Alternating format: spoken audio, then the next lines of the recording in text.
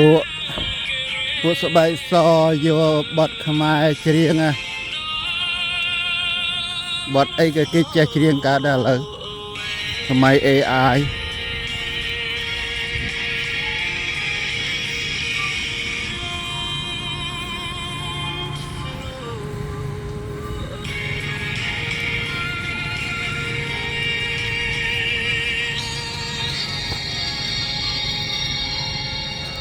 ដល់មុខវត្តសកែហើយដំណើរថ្ងៃនេះថ្ងៃសិលអត់ដឹងថ្ងៃសិលថ្ងៃអីទេថ្ងៃនេះ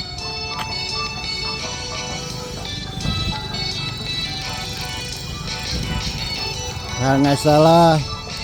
ចាក់មីក្រូ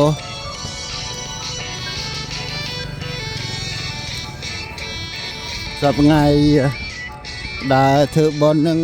ឲ្យទៅលឺសូមីក្រូចូល10000នៅ$1200000កន្លះយើងការសន្សំបនមិនចាំបាច់តាមានធនធានរាប់$10000ទេ$2 $3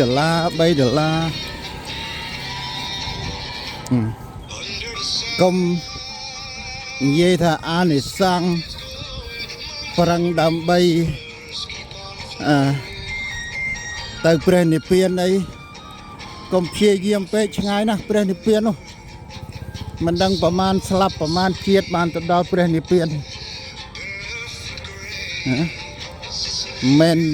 100ឆ្នាំដល់ព្រះនិព្វានធម្មមេចាមួយចំនួននឹងបញ្យល់មនុស្សឲ្យធ្លាក់លុយចាយលុយធ្វើបុណ្យបំចឹងធម្មមេចាប្រឹងនិយាយនឹងបានឲ្យចាយ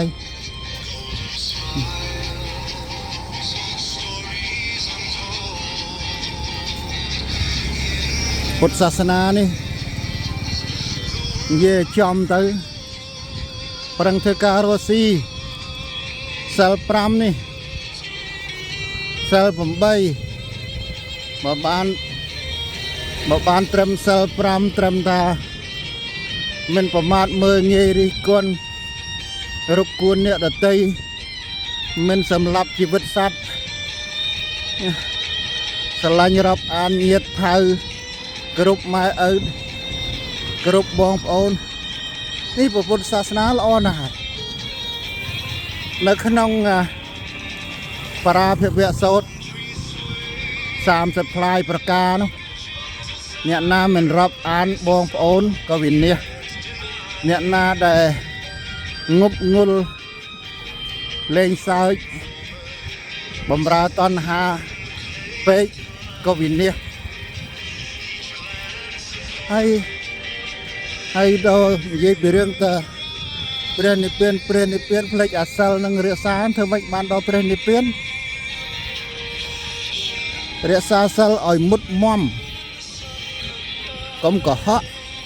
កុំបោកប្រាស់អានឹងបានឈានទី1ហើយខ្ញុំរាល់ថ្ងៃខ្ញុំមកនឹងទី1ហាត់ប្រាណសុខភាព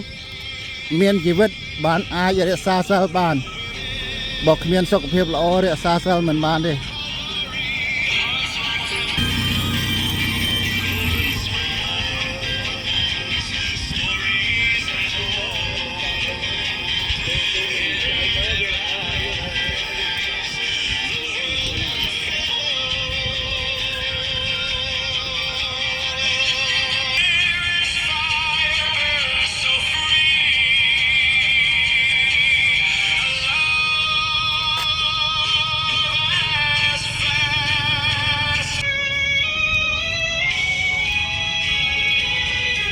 Good morning កៅ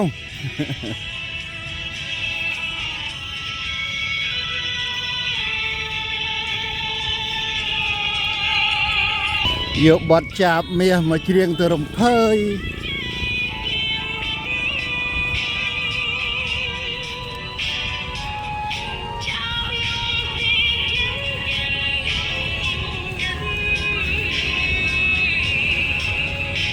ដល់ម៉ោងយាមហើយនោះល្ងាចូលខែកដឹកហើយ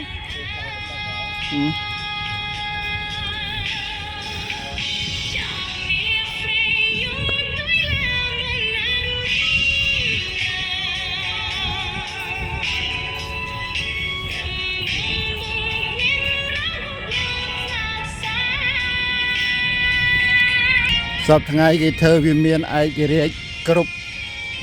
25ខេត្ត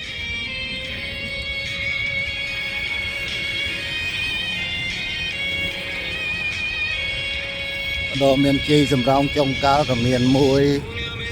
តកែវក៏មានព្រៃវែងក៏មានស្វាយរៀងក៏មានយើងចង់បានឯករាជ្យប៉ុន្តែអ្នកជិតខាងគេមិនឲ្យយើងឯករាជ្យទេ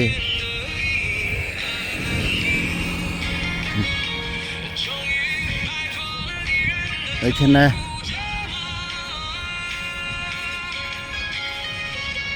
ធ្វើបានប៉ុណ្ណេះហើយឲ្យមានសង្គ្រាមវាជារឿងពិបាកទទួលយកមើលស្ទឹងសកែយើងឥឡូវចាក់មាត់ច្រាំងហាត់ប្រានមានទំនប់ទប់ទឹកស្លាតអនចំពោះអ្នកមិនដែលបានមកឃើញផ្ទាល់ឬគេថាយល់តាមគេថា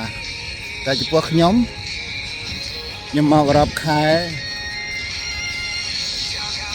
ខ្ញុំចាយអស់តិចសบายចិត្តនឹងទេសភាពហាត់ប្រាណអានឹងគេហៅផាសុខភាពបើយើងប្រឹងព្យាយាមសេចក្តីសុខកើតមានដល់ខ្លួនយើង